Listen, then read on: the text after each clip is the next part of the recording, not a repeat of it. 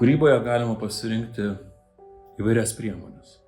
Galima rašyti, galima fotografuoti, filmuoti, galima ir tapyti.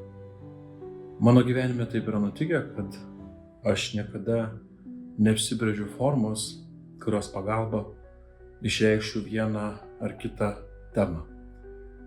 Taip yra nutikę ir su tapyba. Pirmiausiai man tapyba yra meditacijos priemonė. Per ją aš apgalvoju savo kasdienybę, susitaikau su savo mintimis ir jausmais. Aš palieku kažkuria prasme aplinką, kurioje gyvenu ir būnu. Tapyboje yra laisvės ir savęs atradimo zona. Kai tapau, niekada neturiu jokios išankstinės programos. Atrodo, viskas nutinka taip, kaip turi nutikti. Niekada nedarau eskizo. Niekada neplanuoju, kokią spalvą derinsiu su kokia. Niekada nežinau, koks bus kūrinio pavadinimas. Ir tai turbūt yra įdomiausia, nes tik tada aš galiu būti toks, koks esu. Aš galiu būti neprisimdamas jokių vaidmenų. Tapyba yra spalvos menas ir puikiai suprantama, tai yra ir jausmo menas.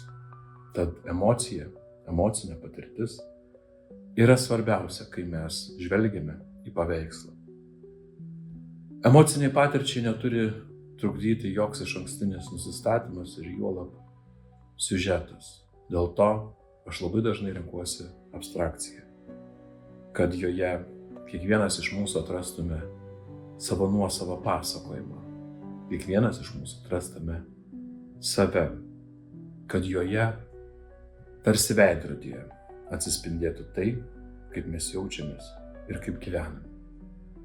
Tad kviečiu Jus 2025 metais vasario 14 dieną, simbolinę Švento Valentino dieną, apsilankyti mano autorinėje parodoje Laisvė ir atsitiktinumas, kuri yra skirta Vilniuje, Savicko paveikslų galerijoje. Iki greito susitikimo.